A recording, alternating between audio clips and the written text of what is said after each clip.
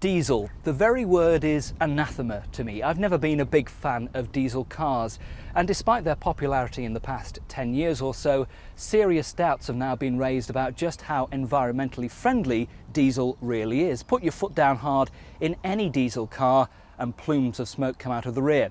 But some people actually like diesels for their ease of maintenance and in some instances excellent fuel economy. So if you have to buy a diesel car, if your company insists you have a diesel as your company car, which one should you go for? Well, Audi and Volkswagen have been past masters at producing excellent engines, and they've excelled themselves this time round with a V6 turbo diesel 2.5. Yes, a V6, and we think that's a first. Under the bonnet here is an engine that punches out 150 brake horsepower, and that's considerably up on the 1.9 turbo diesel, which only produces 110 brake horsepower. Now, I drove the A6 at its launch in summer 1997, was very impressed with it. Great style, superb prices, and an excellent choice of engines. And now this 2.5 V6 turbo diesel completes the A6 lineup.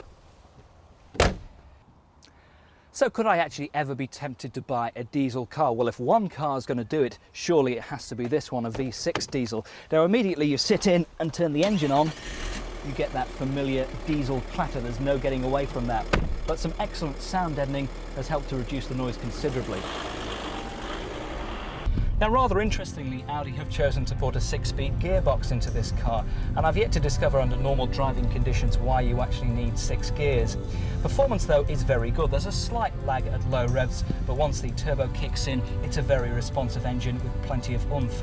The 6-speed box is close ratio, and that makes for a lot of unnecessary gear changes, and personally I choose the automatic option.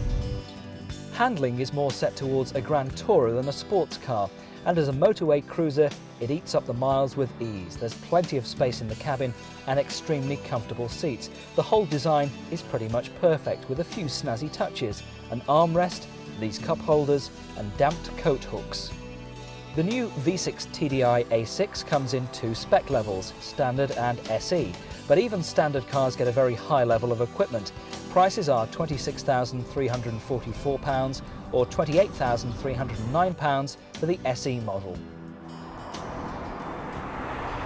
Despite the advance of very efficient petrol engines now, these Audi diesels produce excellent fuel consumption figures. This V6 will do an average of 41 to the gallon under the old methodology, and at a constant 56 miles per hour, this will do 64 to the gallon, and that should give this car a range of between 700 and 800 miles to the tank.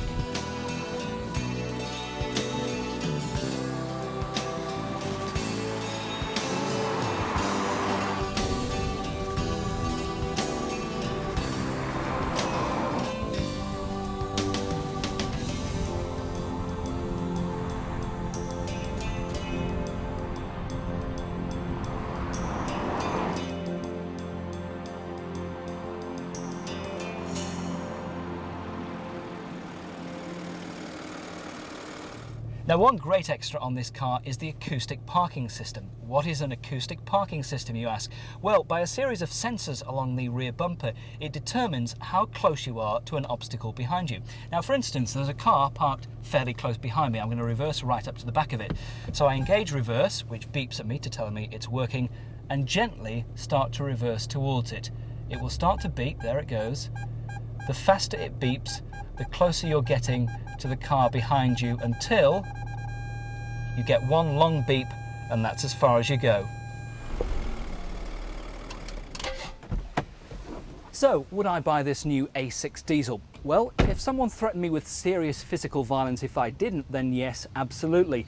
There's no doubt it's smoother, more refined than the 4-cylinder versions, and as you already know, I'm a big fan of the A6 anyway. But if you have to buy a diesel car, you won't be disappointed in this. But why not try out the petrol versions first? They're smooth and they offer excellent fuel economy. Diesels have lost a bit of their shine.